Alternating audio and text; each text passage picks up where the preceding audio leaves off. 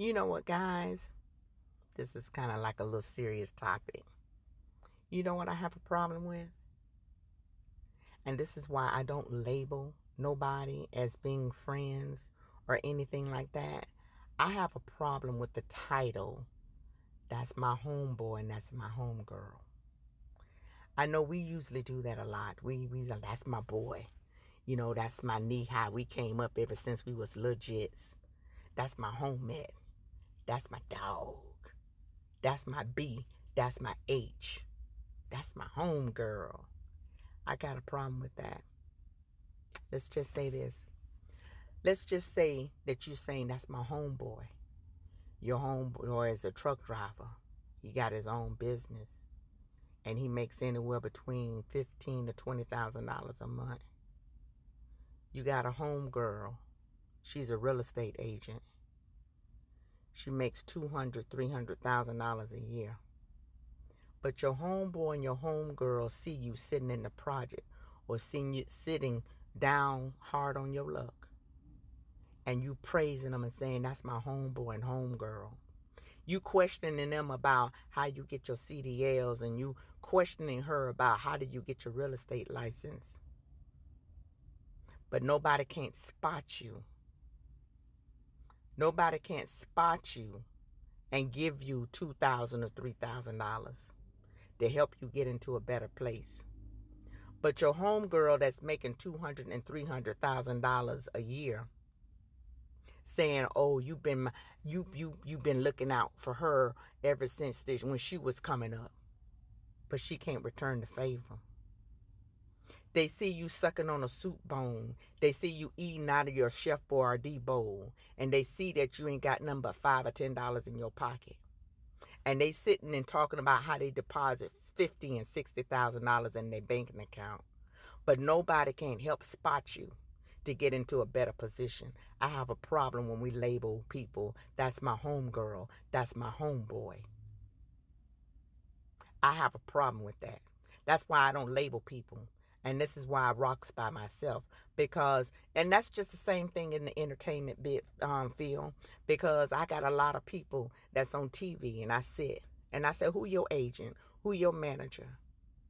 And I know nobody don't has a right to do anything for anybody. But I'm just saying, I think we need to get our homeboys and our homegirls right. We need to get the labels right. Because we're quick to label those people without doing a reevaluation on who does what for us. Because there's nowhere in the world that I'm going to sit up in here and say, this is my homeboy and my homegirl, and when my stomach is touching my back. And when you see these eviction notice, or you see anything that's coming, my lights being turned out, or you just see me just barely making, or you see that I'm a good person. But you can't spot me to get me in to the next. You mean to tell me you don't trust me that much to give me $3,000? You don't trust me that much to wait until you say that you a real estate agent and I'm questioning you about how you flipping these houses and how do you doing stuff, and you just flipped this one and you just got $70,000 back from off flipping that house, and you mean to tell me that you won't help me out? But I'm your homeboy? But I'm real to you and I'm that real? I got a problem with us. Is it because they know when you get on your feet that you're not going to praise them anymore, and now all of a sudden the applaud will go on you and your light starts shining? Or when you start glowing, you start doing better? Because you know what? People don't like for us to do better than them. Because it's like you'll soon stop looking at them, and you'll be moving on into your destiny, and you'll probably be doing a little bit better than what. And you know what? Real people and real homettes and homeboys don't do that. We applaud one another. That's what we're supposed to do. Like I said, I got friends right now that's on television and I applaud them. I really do. Okay. Oh, and then I ask them all the time about who's your manager. But we don't go no farther than that. Well, Tina, you know what? I'm going to see if I can get you in to meet my agent. You know what? I'm going to see if I'm going to meet your manager. I don't have that conversation.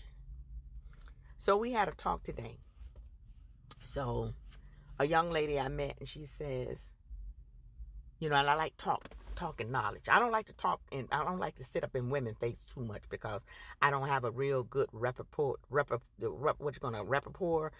when it comes to women. I just don't like to sit around them that much. But I had this female, and we was talking, and she says, Tina, she says, how many people can you go to and ask, if you really need to, and ask them for $5,000? Who would spot you for that? Do you have anybody in your corner that would spot you if you had a hard time? Do you have anybody that will look out for you? I had to really think. I said, this is why I work so hard, so I can keep myself afloat, so I can look out for myself. She says, whoever you have in your corner, she said, you need to eliminate them. Those are not your boys. Those are not your girls. Because if you don't know anybody that would trust you with $5,000 or $10,000 and trust you to give that back to them, she says you need to reevaluate those people in your corner, or those people who saying congratulations to you, because she was saying those are just words. Because if anybody can congratulate you and pat you on the back, but when you really need to get to from point A to point B and to do better in your life, those are not your people. And I want you guys to evaluate today, because you know what? I know a lot of, that's my girl. Y'all, that's my ride or die. I mean, she rides with me. She rides with me. She rides with you until you need $5,000 to get somewhere. She rides with you just long enough, and long as you don't ask them for no money. There's nowhere in the world that I could be an agent and I make at least $50,000-$60,000 in my bank, and I'm going to visit my girl house who's sitting in the project and who just watching Netflix, and she just feeding her kids, and there's nowhere in the world I could feel right and not help my girlfriend to get somewhere. At least turn her on to something else and say, you know what, Angie, let me just go ahead and you know what, you can become my assistant. That'll bring you at least $2,000-$3,000 a month. There's nowhere in the world that I could be sitting with my sisters and then don't have them to be my assistant or do nothing, where I can at least give them $1,000 a month. There's nowhere in the world that I can have truck drivers as a friend, and I'm questioning them about how to drive trucks, and they cannot put me on the road with them. They cannot help me get my CDL license, and that's my boy, and I'm bragging about his money in his pocket. You could be making the same thing if he was really your boy. If he was really your girl. There's nowhere in the world that nobody's supposed to be actually sitting around somebody else who's influential, affluence, and nobody is spotting nobody. Nobody is helping upgrade nobody nowhere. And say, you know what, man, let me turn you on to this company right here. At least you know what, they probably paying at least $1,700 a week. And you work yourself up there. Let me help you get your CDL license. Let me help you become this agent. Let me give you $800. Let me help you do something. Let me help you better yourself, introduce you to something better. Not just showing them the course and the application, but put money in their pockets. I could never be that friend. I could never be that friend. Think about what I said. Think about the next time you call somebody homeboy, homegirl. That's my ride or die. That's my dog. That's been my legit. Think about that the next time. And see where you're at now, and look at where they are. And if they can spot you or not. That's not your homeboy. That's not your homegirl. I promise you.